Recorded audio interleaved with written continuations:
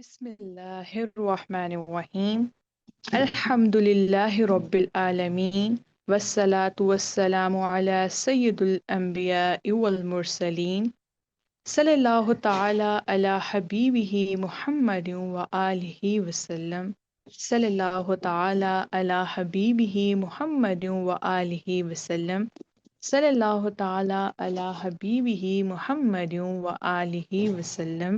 अस्सलामु अलैकुम व रहमतुल्लाहि व बरकातुहू। उम्मीद है आप सब खैरियत से होंगे। अल्लाह ताला ने अपने महबूब हज़रत मोहम्मद मुस्तफ़ा सल्लल्लाहु अलैहि वसल्लम को बेशुमार फ़ज़ाइल व कमालात से नवाजा। इन्हीं में आप सल्लल्लाहु अलैहि वसल्लम का उम्मी होना एक अजीम शान और रोशन दलील नबूवत है। आप सल्लल्लाहु अलैहि वसल्लम ने किसी बशर से तालीम हासिल न की, मगर रब्बे करीम ने आप सल्लल्लाहु अलैहि वसल्लम को ऐसा इल्म, हिकमत और बसीरत अता फरमाई कि आप सल्लल्लाहु अलैहि वसल्लम रहती दुनिया तक के लिए इंसानियत के मुअल्लिम और हादी बन गए।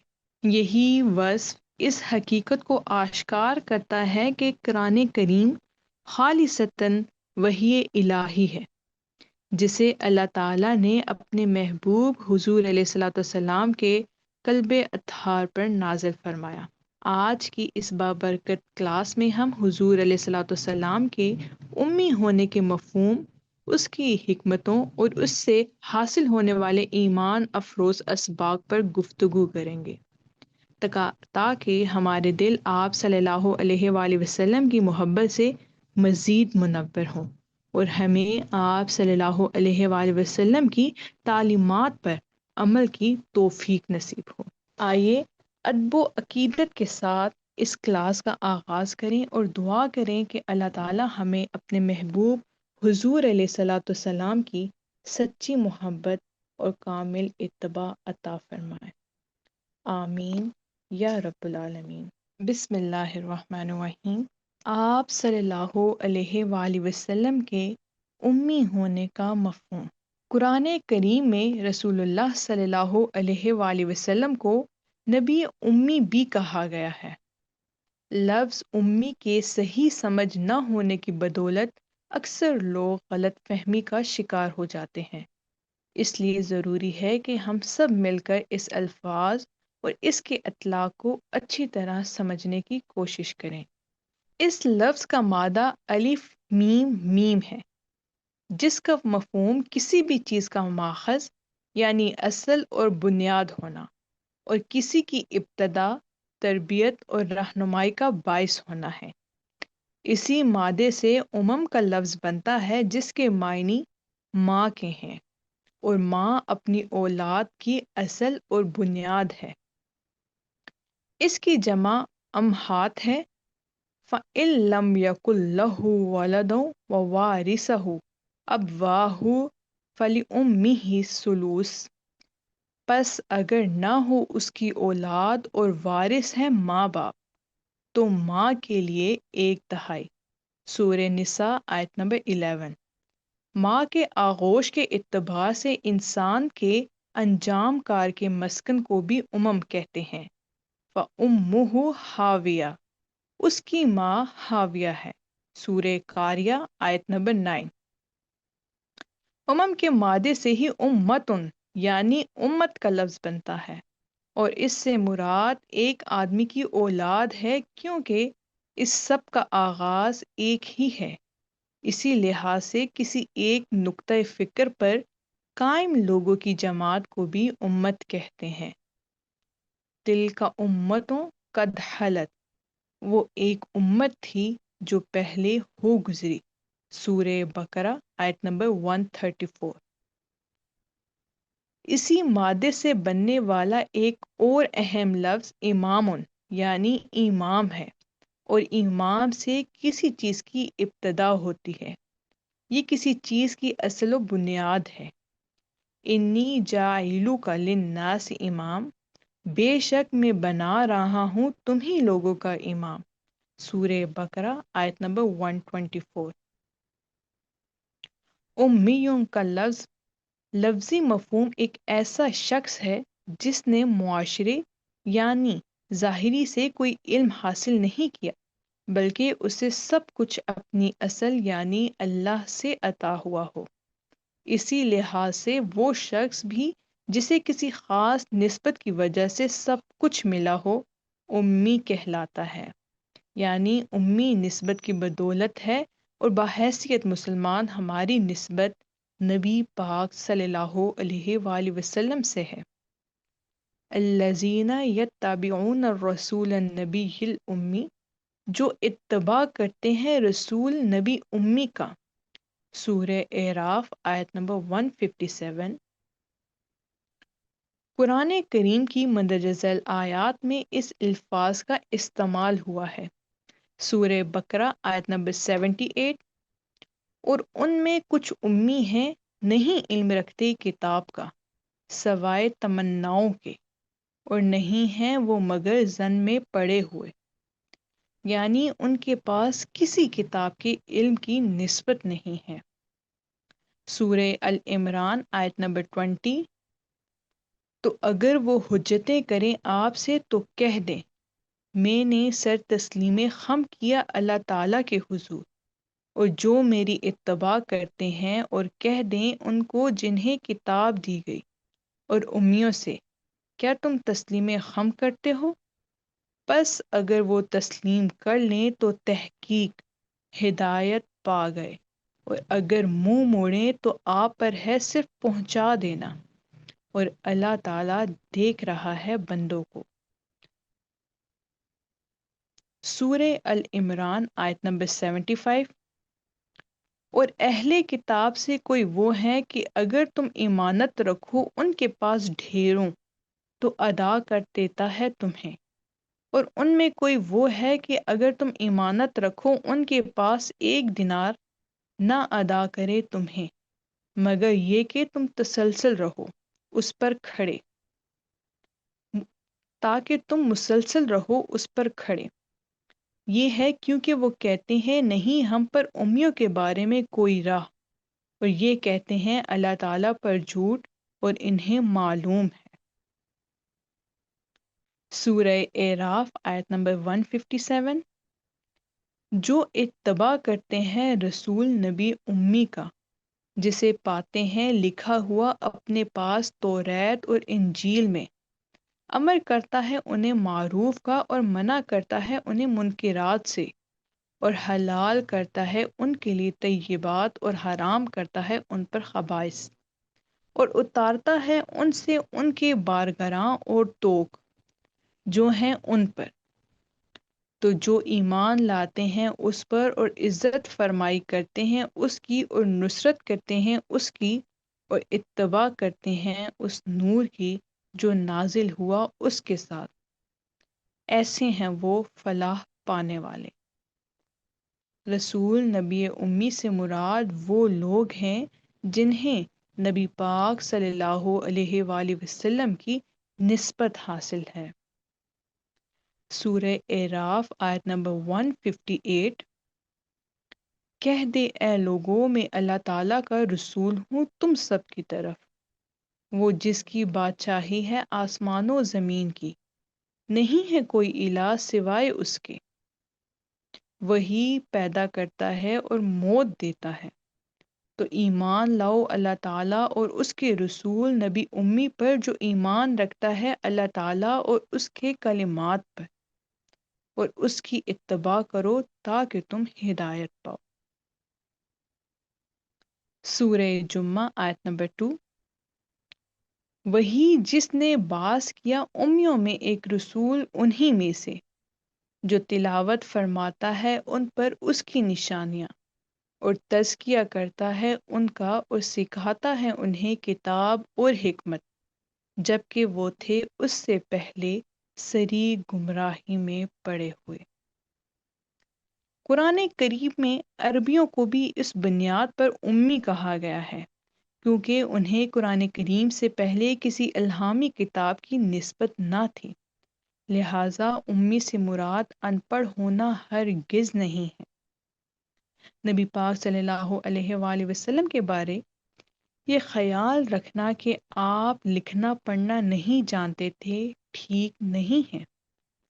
قرآن کریم میں ارشاد ہے، اور تو پڑھتا نہ تھا اس سے پہلے کوئی کتاب، اور نہ لکھتا تھا اپنے دہانے ہاتھ سے، تب تو البتہ شبے میں پڑھتے یہ جھوٹے۔ سورہ عنکبوت آیت نمبر 48۔ نہ پڑھتا تھا یا نہ لکھنا کا مطلب نہیں کہ پڑھنا یا لکھنا نہیں جانتے تھے، آپ سب جانتے ہیں لیکن اس کا اظہار نہیں کرتے، اور یہ اظہار نہ کرنے کی وجہ بھی قرآن کریم نے بیان فرما دی کہ آپ کی مخالفت کرنے والے شک و شبے کا شکار ہو جاتے اور یہ کہنے لگتے کہ آپ قرآن کریم آپ کی اپنی تصنیف ہے، اور انہوں نے کہا یہ کہانیاں ہیں پہلوں کی جن کو ان سے لکھ رکھا ہے، سو وہی املا کروائی جاتی ہے ان کے پاس صبح اور شام۔ سوچنے کی بات یہ ہے کہ اگر آپ پڑھنا نہیں جانتے تھے تو پہلی ہی وہی اقرأ باسم ربک الذی خلق کا کیا مفہوم ہے؟ اسی طرح اگر آپ پڑھنا یا لکھنا نہیں جانتے تھے تو صلح حدیبیہ کے موقع پر جب صلح نامہ تحریر ہوا تو آپ نے کس طرح اس کو تصریح کرائی؟ فتح خیبر کے بعد مختلف بادشاہوں کو جو خطوط بھیجے گئے ان کی کیا حقیقت تھی؟ اللہ تعالی ہم سب کو نبی امی صلی اللہ علیہ وآلہ وسلم کی نسبت عطا فرمائے، آمین یا رب العالمین۔ صلی اللہ تعالی علی حبیبہ محمد وآلہ وسلم، صلی اللہ تعالی علی حبیبہ محمد وآلہ وسلم، صلی اللہ تعالی علی حبیبہ محمد وآلہ وسلم۔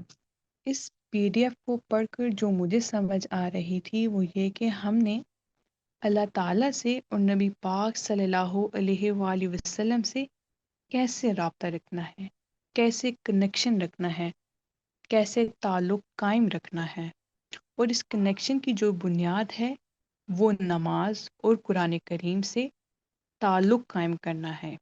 یہ وہ چیزیں ہیں جو ہماری زندگی کا حصہ ہیں۔ ان کو مزید بہتر کیسے کر سکتے ہیں؟ ہم بابا جی کی کتاب حضرت خواجہ شمس الدین عظیمی رحمۃ اللہ علیہ کی کتاب صدائے جرس میں دیکھتے ہیں کہ بابا جی صلات اور قرآن پاک کے متعلق کیا فرما رہے ہیں، اور ہم ان کو اپنی زندگی میں کیسے ان کو عمل میں لا سکتے ہیں۔ بابا جی اپنی کتاب صدائے جرس میں فرماتے ہیں، صلات اس عبادت کا نام ہے جس میں اللہ کی بڑائی، تعظیم اور اس کی ربوبیت و حاکمیت کو تسلیم کیا جاتا ہے۔ صلات ہر پیغمبر اور اس کی امت پر فرض کی گئی ہے۔ صلات قائم کر کے بندہ اللہ سے قریب ہو جاتا ہے۔ صلات فواحشات اور منکرات سے روکتی ہے۔ صلات دراصل اللہ کے لیے ذہنی مرکزیت کے حصول کا یقینی ذریعہ ہے۔ صلات میں ذہنی یکسوئی، کنسنٹریشن حاصل ہو جاتی ہے۔ قرآن مجید میں مختلف پیغمبر، مختلف انبیاء اپنی قوم، اپنی نسل کے لیے یہی دعا فرماتے رہے۔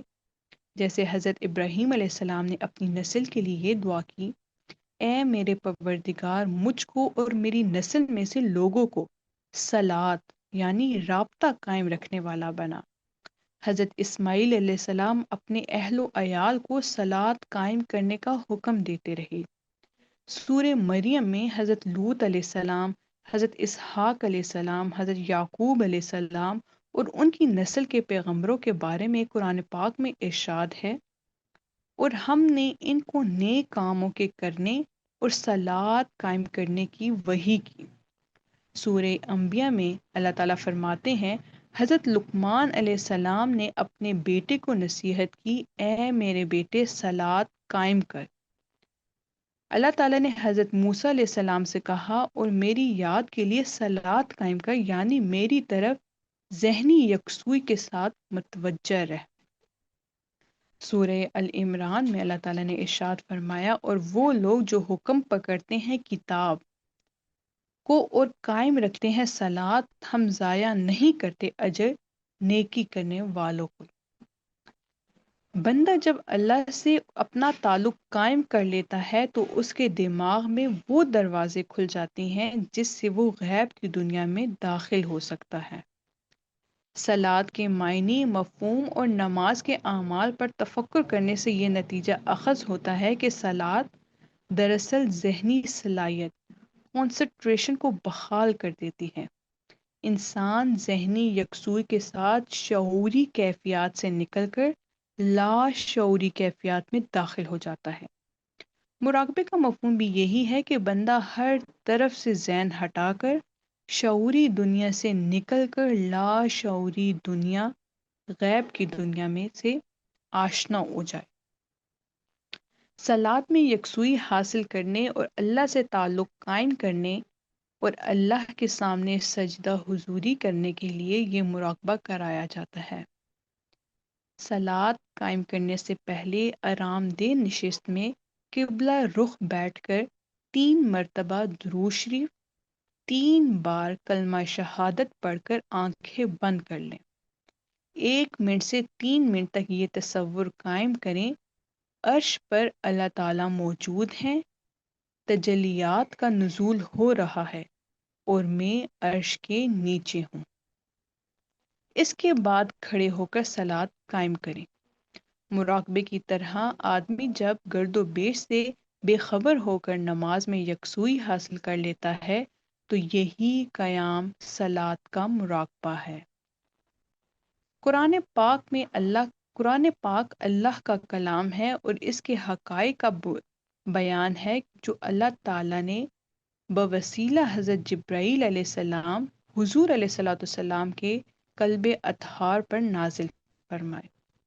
قرآن مجید کا ہر لفظ انوار و تجلیات کا ذخیرہ ہے۔ بظاہر مضامین غیب عربی الفاظ میں سامنے ہے، لیکن ان الفاظ کے پیچھے نوری تمثیلات اور معنی کی وسیع دنیا موجود ہے۔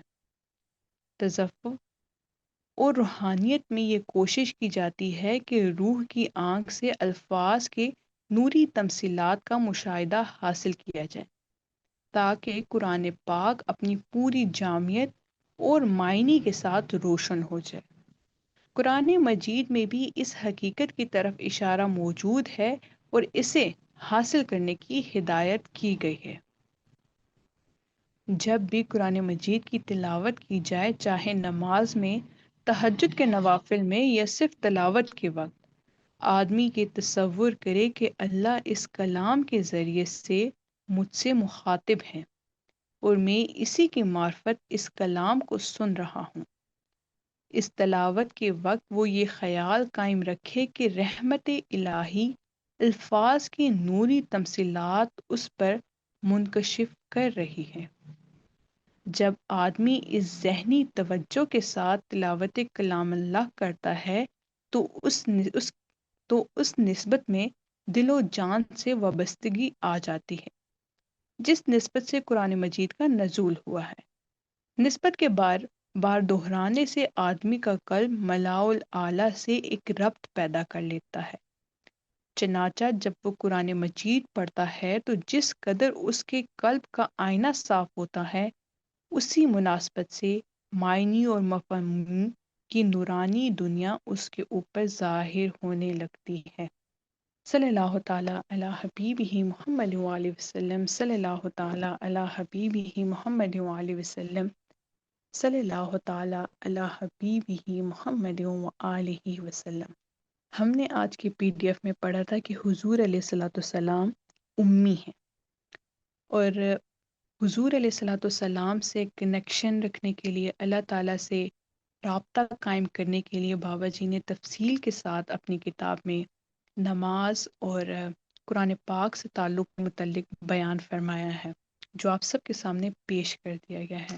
آپ سب پارٹیسپینٹ سے درخواست ہے، آپ کو جو بھی سمجھ آئی، جو بھی پوائنٹس آپ شیئر کرنا چاہ رہے ہیں، جو سب کو فائدہ دے، آپ ضرور اپنا ہینڈ ریز کریں اور ہم سب سے اپنے پوائنٹس ضرور شیئر کریں۔ جی فیاض بھائی۔ ہیلو، السلام علیکم۔ وعلیکم السلام۔ سورہ الفاتحہ کی آیات نمبر 6 اور 7، اس کا حوالہ دے کر میں اس کو کوریلیٹ کروں گا آج کے ٹاپک کے ساتھ۔ آہ، آیت نمبر 6، اہدنا الصراط المستقیم صراط الذین انعمت علیہم۔ اس کا مفہوم یہ ہے کہ اے اللہ ہمیں سیدھا راستہ دکھا ان لوگوں کا جس پر آپ کا انعام ہو۔ اب جب ہم یہ نماز میں پڑھتے ہیں تو ہمارے ذہنوں میں ایک سوال کچھ اس طرح آ جاتا ہے کہ اس وقت انعام یافتہ لوگ کون ہے؟ مطلب یہ ایک سوال ذہن میں آتا ہے، اور وہ انعام یافتہ لوگ جنہوں نے اسی صراط المستقیم پر اپنا قدم رکھا اور وہ اللہ کا دیدار ان کو نصیب ہوا۔ تو یہاں پر غور و فکر کے بعد جو جواب ہمیں ملتا ہے تو وہ کچھ اس طرح سے ملتا ہے کہ ایک ایسی ہستی کے ساتھ منسلک ہونا ہے جو اسی الصراط المستقیم پر خود چل رہا ہو، اور پھر وہ اللہ کے ساتھ اور اس کے نبی علیہ الصلوۃ والسلام کے ساتھ اسی صراط المستقیم پر منسلک رہا ہو۔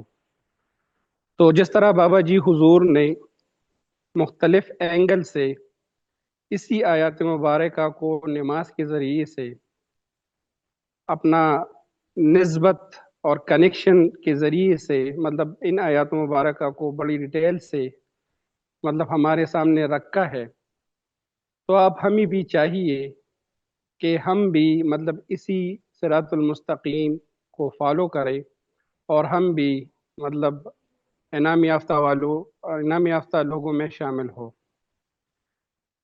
بابا جی حضور نے جس طرح امی کا لفظ ہمارے معاشرے میں لوگ جس اینگل سے ڈیفائن کرتے ہیں، تو بہت ہی عمدہ طریقے سے قرآن پاک کی آیات مبارکہ کا حوالہ دیتے ہوئے، مختلف ان کی جو ڈیرائیوڈ فارمز ہے ان کا حوالہ دیتے ہوئے امی کا ایک مفصل اور کمپلیٹ ڈیزائن ہمارے سامنے رکھا ہے۔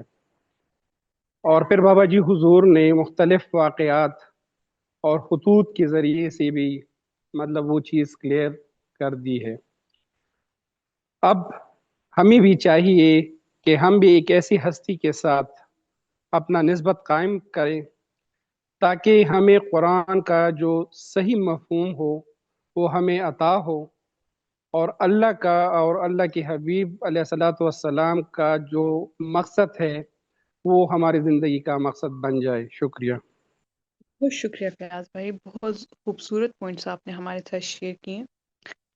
یہ سوچنے کی بات ہے کہ ہمارا جو سوچنے کا نظریہ ہے وہ چینج ہو گیا ہے، کہ جیسے ہم بچپن سے یہی سنتے آ رہے ہیں کہ حضور علیہ الصلوۃ والسلام پڑھنا اور لکھنا نہیں جانتے تھے، تو یہ کانسیپٹ غلط ہے۔ وہ جانتے تھے لیکن وہ لکھتے نہیں تھے تاکہ ان کے بارے میں لوگ قرآن پاک کو ان کے ساتھ منسوب نہ کر دیں کہ یہ ان کی تصانیف ہے۔ تو حضور علیہ السلام جانتے تھے لیکن وہ لکھتے نہیں تھے، وہ ایک الگ پوائنٹ ہے۔ بہت شکریہ آپ کا۔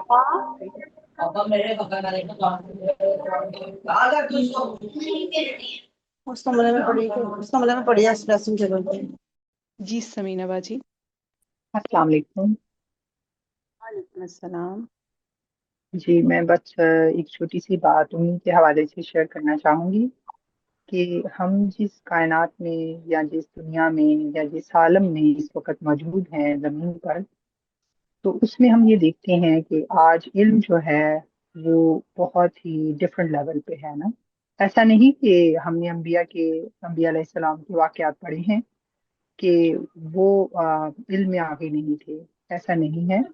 لیکن بہرحال ہم اس وقت جس دنیا میں ہیں اور جس اسٹیٹس میں ہیں اس میں علم کو بہت اہمیت ہے، اور نئی سے نئی چیزیں ماڈرن نکلتی آ رہی ہیں جو زندگی کو آسان بھی بنا رہی ہیں اور دوسرے رخ پہ بھی لے کے جا رہی ہیں۔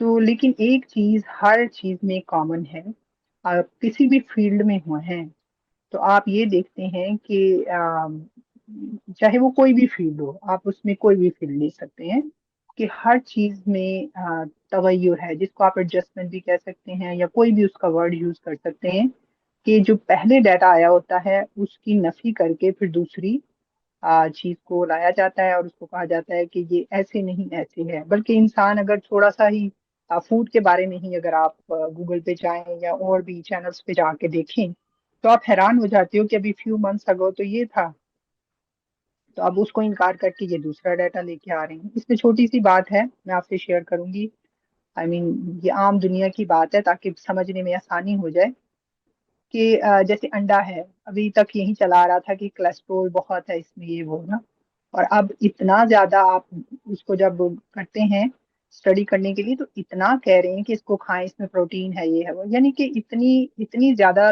تغیر ہے علم میں کہ آپ ایک جگہ پر ٹھہر ہی نہیں سکتے۔ تو نبی پاک صلی اللہ علیہ وآلہ وسلم یا انبیاء کرام علیہ السلام یا صحابہ کرام اجمعین رضی اللہ تعالیٰ عنہ، ان کو ان کی شان اور ان کی عظمت کے مطابق ہمیں قرآن پاک کی سورہ بقرہ کی ابتدائی آیات کو دیکھنا پڑے گا، جس کو حضرت خواجہ شمس الدین عظیمی رحمۃ اللہ علیہ نے بڑی ڈیٹیل سے اس کو بہت مرتبہ متعدد بار اس کو ایکسپلین کیا ہے، کہ اس میں قرآن پاک میں لا ریب فی ہے پہ بہت زور دیتے تھے ہمیشہ، کہ اس کی کسی چیز میں کوئی شک نہیں ہے، آپ کو اپنا دماغ لڑانے کی ضرورت نہیں ہے۔ یہ بھی بابا جان حضور الفاظ فرماتے تھے کہ دماغ لڑانے کی کوئی ضرورت نہیں، کیونکہ اس میں شک نہیں ہے، یعنی جو ہے وہ یقین کے آخری درجے پہ ہے۔ کیوں؟ کیونکہ یہ اللہ کی طرف سے عطا کردہ علم ہے اور تمام کتابوں کا مجموعہ ہے، تمام مذاہب کا مجموعہ ہے۔ تو بے شک نبی پاک صلی اللہ علیہ وآلہ وسلم یا انبیاء کرام علیہ السلام کے بارے میں ہم نے قرآن پاک میں یہ بھی پڑھا کہ اللہ تعالیٰ نے جب روحیں تکمیل کی تو اللہ نے تمام نبیوں سے میثاق لیا تھا کہ نبی پاک صلی اللہ علیہ وآلہ وسلم کے وفادار ہیں۔ تو اس سے یہ پتہ چلتا ہے کہ جو علم نبی انبیاء کرام علیہ السلام کے پاس تھا، جو حضور نبی کریم صلی اللہ علیہ وآلہ وسلم کو اللہ کی طرف سے عطا ہوا، وہ قرآن مجید کا وہ واحد علم ہے جس میں تغیر بالکل بھی نہیں ہے۔ جو چیز ہے وہ آج تک ویسے ہی ہے، ہو رہی ہے، کائنات میں امپلیمنٹ ہو رہی ہے۔ تو یہ وہ علم ہے امی ہونے کا یا نسبت ہونے کا جو ہمارے نبی پاک صلی اللہ علیہ وآلہ وسلم اور تمام انبیاء کرام علیہ السلام کو اللہ کی طرف سے عطا ہوا، اور اللہ کی سنت میں کبھی بھی تبدیلی واقعہ نہیں ہوتی، کیونکہ وہ وحدہ لا شریک ہے، وہ وحدۃ الوجود ہے اور اس میں کوئی تبدیلی نہیں ہے۔ اس لیے ہم جو ظاہری علوم ہیں ان کی بیس پہ یہ ورڈ جو کہہ کے اپنی آخرت اور دنیا خراب نہیں کر سکتے۔ نبی پاک صلی اللہ علیہ وآلہ وسلم معلم اعظم ہیں، وہ تمام کائنات کے جتنے بھی علوم ہیں اور ان میں 1% بھی تغیر نہیں ہو سکتا جو ہمارے نبی پاک صلی اللہ علیہ وآلہ وسلم فرمائیں، وہ بالکل ویسا ہی ہے جیسا کہ قرآن پاک کا علم ہے۔ تو یہ میری سمجھ میں ہمیشہ امی ورڈ جب بھی آیا ہے تو میرے ذہن میں یہ باتیں ہمیشہ آئیں، تو میں نے کہا میں اپنے بہن بھائیوں کے ساتھ شیئر کروں۔ بہت شکریہ۔ بہت شکریہ آپ کا سمینہ باجی، آپ نے بہت زبردست پوائنٹس ہمارے ساتھ شیئر کیے ہیں۔ آپ کی بات سے مجھے ایک چیز یاد آ گئی، وہ بھی میں شیئر کرنا چاہوں گی۔ کل جب بابا جی کی کتاب پڑھی تھی تو اس میں بابا جی نے یہ ذکر کیا تھا کہ آپ جب دعا کرتے ہیں کہ اللہ تعالیٰ ہمیں حضور علیہ الصلوۃ والسلام کا عرفان عطا فرمائے، اگر آپ کے اندر کیپیسٹی نہیں ہے، صلاحیت نہیں ہے، تو پھر آپ کیسے، مطلب یہ دعا کیسے مکمل ہوگی؟ تو آپ ایسے دعا فرمائیں کہ اللہ تعالیٰ حضور علیہ الصلوۃ والسلام کے عرفان کی صلاحیت عطا فرمائے۔ تو اسی آپ کی بات کو مد نظر رکھتے ہوئے کہ ہم اللہ تعالیٰ سے دعا کرتے ہیں کہ اللہ تعالیٰ ہمیں قرآن مجید کا علم چاروں درجوں میں سیکھنے، سمجھنے، عمل کرنے کی توفیق عطا فرمائے۔ بہت شکریہ آپ کا سمینہ باجی۔ جی نفیسہ باجی، ہم آپ کو سننا چاہیں گے، آپ کوئی پوائنٹس شیئر کرنا چاہ رہی تھی؟ السلام علیکم باجی، آواز آ رہی ہے؟ جی باجی اب آ رہی ہے آپ کی آواز۔ جی جیسے ہم جانتے ہیں کہ ماں جو لفظ ہے مطلب ام، وہ بھی الف میم میم جو ہے اسی مادے سے بنا ہے۔ تو ماں اپنی اولاد کی اصل اور بنیاد ہے، تو ماں کتنا بھی بچے کو ڈانٹ لے پھر بھی ماں کی طرف کھینچا چلا جاتا ہے بچہ۔ उसे 2 मिनट पहले की डांट भी याद नहीं रहती। वो मासूमियत और प्योरिटी जो बच्चे को माँ से ना कभी दूर नहीं करती। तो हमारी बुनियाद क्या है? कायनात की तख्लीक से पहले वो नूर तख्लीक हुआ जिसका ज़हूर खातिमुन नबीय्यीन सल्लल्लाहु अलैहि वसल्लम के तौर पर। हम उनके उम्मती हैं, तो हमें अपने अंदर वो मासूमियत और प्योरिटी रखनी है जो हमें अपनी असल यानी हमारी जो बुनियाद है आका करीम सल्लल्लाहु अलैहि वसल्लम उनकी तरफ खींचती रहे, और हम खुद इस तरह उनसे मुंसलिक रहें जिस तरह एक बच्चा माँ से मुंसलिक होकर रहता है।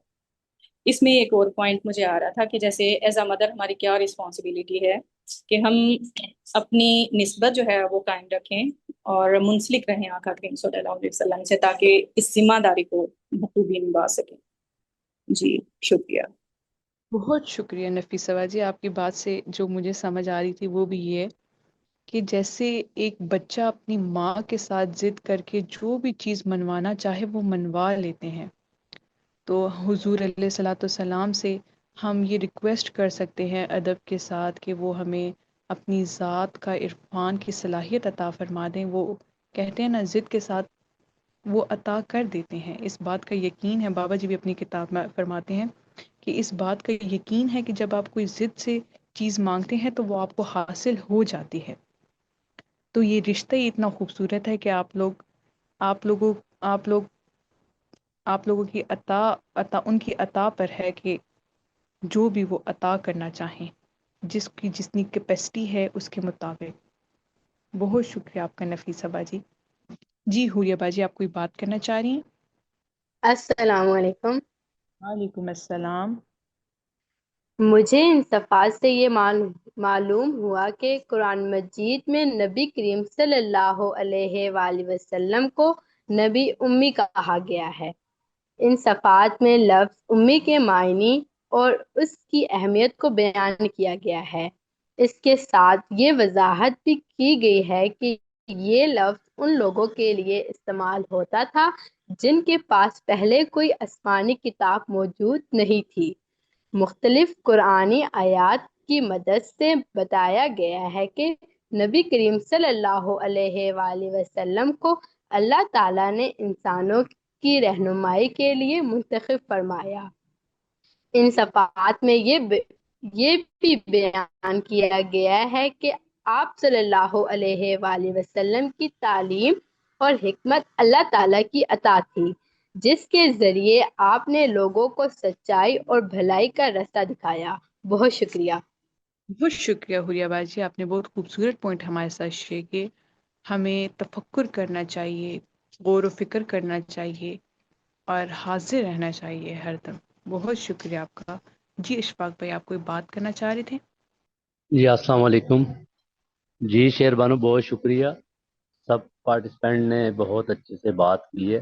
तो मेरे जहन में इस टॉपिक को पढ़ के ना उम्मी के हवाले से जो फहम आ रहा था वो ये था कि नबी पाक सल्लल्लाहु अलैहि वसल्लम के हवाले से हम इस नबी उम्मी के हवाले से इन अल्फाज को इस्तेमाल करते हैं कि जो कि ज़ाहरी तौर पे माशरे से इल्म हासिल ना किया हो, बल्कि उन्हें अल्लाह की तरफ से तमाम अलूम पे दस्तरस हो। तो इसी हवाले से आगे बात बाबा जी ने की है कि कोई ऐसा शख्स जिसे नबी पाक सल्लल्लाहु अलैहि वसल्लम की निस्बत हासिल हो जाए और उससे भी वही वाले तमाम अलूम मुंतकिल कर दिए जाएं, ज़ाहरी तौर पे बातनी तौर पे, तो वो भी उम्मी के लक़ब से जाना जाता है। तो इस तरह मैं ये देख रहा था कि जब भी हमें अल्लाह पाक की तरफ से कोई इल्म बातनी तौर पे मुंतकिल हो रहा है, तो इसका मतलब है हमें भी वो निस्बत मुंतकिल की जा रही होती है जो कि नबी पाक के हवाले से है। बहुत शुक्रिया।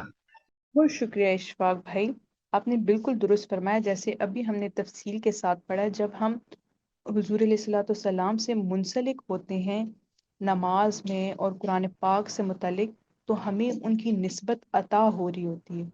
जब हम वो बार बार प्रोसेस रिपीट कर रहे होते हैं कि वो अपनी तजलियात और तमसीलात हम पर नाजिल फरमा रहे हैं, तो हमारा जो रब्त है वो मजबूत होता है। बहुत शुक्रिया आपका इशफाक भाई। और कोई पार्टिसिपेंट कोई बात करना चाहे, कोई पॉइंट शेयर करना चाहे, تو ضرور ہمارے ساتھ اپنے پوائنٹس شیئر کریں. جی مدیحہ باجی. السلام علیکم. السلام. مجھے ان صفات سے یہ سمجھ آئی کہ نبی کریم صلی اللہ علیہ وآلہ وسلم کے لقب نبی امی کے مفہوم کو قرآن مجید کی مختلف آیات کی روشنی میں بیان کیا گیا ہے. ان صفات کے مطابق لفظ امی سے صرف یہ مراد نہیں کہ آپ صلی اللہ علیہ وآلہ وسلم نے کسی انسان سے رسمی تعلیم حاصل نہیں کی، بلکہ اس سے مراد وہ برکت اور عظیم ہستی ہے جسے علم و ہدایت برائے رسالت اللہ تعالیٰ کی طرف سے عطا ہوئی. مزید یہ بھی واضح کیا گیا ہے کہ امیین ان لوگوں کو کہا جاتا تھا جن کے پاس پہلے کوئی آسمانی کتاب موجود نہ تھی. اسی وجہ سے عربوں کو بھی امیین کہا جاتا تھا. اس کے علاوہ یہ بھی بیان کیا گیا ہے کہ نبی کریم صلی اللہ علیہ وآلہ وسلم نے اعلان نبوت سے پہلے کسی استاد یا کتاب سے ظاہری تعلیم حاصل نہیں فرمائی تھی تاکہ مخالفین قرآن مجید کے بارے میں کسی قسم کا شبہ پیدا نہ کر سکیں اور اسے اللہ تعالیٰ کی نازل کردہ کتاب کے بجائے آپ صلی اللہ علیہ وآلہ وسلم کی طرف منسوخ نہ کر سکے. ان صفات کا بنیادی مقصد لفظ امی کے حقیقی مفہوم اور نبی کریم صلی اللہ علیہ وآلہ وسلم کے بلند مقام و مرتبے کو واضح کرنا ہے. صدق. بہت شکریہ. بہت شکریہ آپ کا مدیحہ باجی. آپ نے بہت خوبصورت پوائنٹ اور بہت خوبصورت انداز کے ساتھ ہمارے ساتھ پیش کیے. درست فرمایا آپ نے کہ ہمیں جیسے ہم نے پی ڈی ایف کے اندر بھی پڑھا ہے کہ سلک ہو کر حضور علیہ الصلوۃ والسلام اور ہم نے اپنا جو پوائنٹ آف ویو چینج کیا ہے کہ حضور علیہ الصلوۃ والسلام پڑھنا اور لکھنا تو جانتے تھے لیکن وہ لکھتے نہیں تھے تاکہ لوگ شبے میں نہ پڑ جائیں کہ یہ کہیں حضور علیہ الصلوۃ والسلام کی طرف سے تو ایک کتاب نہیں ہے. اس بات کو بھی اللہ تعالیٰ نے قرآن مجید کے تھرو کلیئر کر دیا ہے کہ لوگ یہ نہ کہیں کہ آپ صلی اللہ علیہ وسلم کی طرف سے ہے کتاب. اس لیے بہت شکریہ آپ کا مدیحہ باجی. اب ہم اپنی کلاس کو اینڈ کرتے ہیں. انشاءاللہ نیکسٹ سیٹرڈے کو دوبارہ ملاقات ہوگی نیکسٹ ٹاپک کے ساتھ. تب تک کے لیے اللہ حافظ.